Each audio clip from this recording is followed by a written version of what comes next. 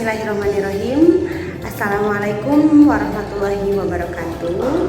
Sampurasun tepang deui dina pangajaran bahasa Sunda kelas 8 sareng Ibu Ayu Rahati.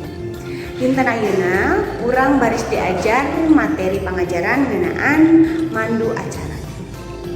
Hidup tangtos di lingkungan sabudeureun hidup kantos ningali jalmi anu mimpin hiji acara atawa mandu hiji acara.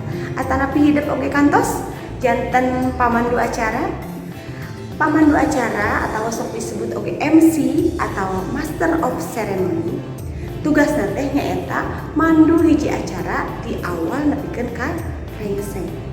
Lamun hidup kantos di janten pamandu acara, alhamdulillah hartosna hidup kantos aya pangalaman janten MC. Tapi upami teu acan dina pangajaran ayeuna urang baris diajar kumaha acarana lamun urang rek mimpin hiji acara. Arek jadi panata dina hiji acara. Nah, aya sawatara hal anu kudu diperhatikeun ku hidup saupami hidup arek jadi panunggu catur atau arek jadi panata acara.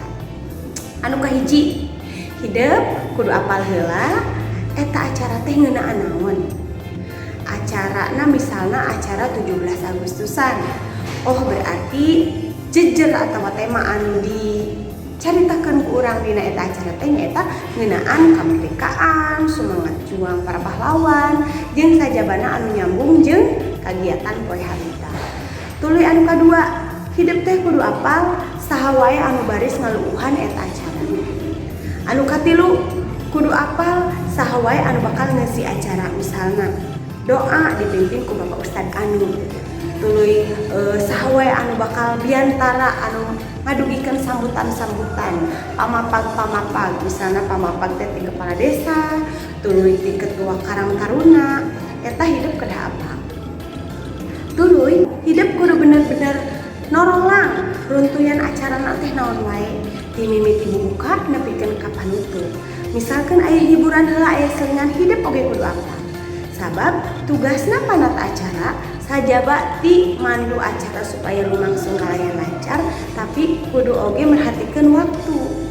Misalna acara teh dimimitian di jam 7 nepikeun ka jam 12. Tangtu panata acara kudu bisa nyesuaikeun, kudu bisa nyaluyukeun, misalna sambutan teh di jam sabaraha nepikeun ka jam sabaraha. Acara pokok di jam sabaraha nepi ka jam sabaraha. Jadi pancen pamakanata acara teh lain ngan saukur nyarita mandu acara, tapi kudu bisa merhatikan oge waktu, kudu bisa malire oge ka hadirin anu hadir. Dina prak-prakan hidup jadi panata acara aya sababaraha hal anu kudu dipalire, anu kudu diperhatikeun, anu kudu dipalire teh. Di antarana kahiji, sorana kudu bedas jeung kudu jentre. Ari bedas teh sanes artina hidup kudu gogolowokan, tapi sorana ulah alon teuing. Tuluy kudu jentre, lamun A nyebutna A, lamun I kudu I, ulah nepikeun ka sora A tapi kadanguna O gitu. Tuluy anu kadua, lentong jeung birahmana kudu pas. Urang Sunda mah biasana nyaritana teh sok enakeun lentong teh. Jadi teu meunang tegeun. Tuluy anu katilu kudu miboga pangaweruh anu luyu ngeunaan materi acara anu keur ditepikeun. Jadi lamun cik ibu oge lamun acarana ngeunaan 17 Agustus atawa misalkeun pasanggiri pupuh, minimal panata acarana teh kudu anu ngarti kana pupuh. Naon ari pupuh, sapertos kumaha pupuh. Jadi dina mandu acara teh hidup teh teu ngeblend. Terus anu kaopat kudu miboga kamampuh ngareka basa. Ari ngareka basa teh supaya kecap demi kecap, kalimah demi kalimah anu diucapkeun ku panata acara teh ngeunaheun kadanguna teh. Jadi keur mamanis basa. Terus anu kalimah kudu surti kana suasana. Hadirin teh misalkeun ge geus keseleun, selingan heula misalkeun ku hiburan, lamun emang acarana sanes acara resmi. Terus kudu miboga sikap anu hade. Sikap anu hade teh lamun hidup jadi panunggu acara kulantaran hidup aya nu dihareup, jadi tinu penampilan kudu diperhatoskeun, cariosan, paripolah oge kudu diperhatikeun. Sapertos kitu. Sareng anu katujuh kedah miboga kamampu pikeun ngahirupkeun suasana.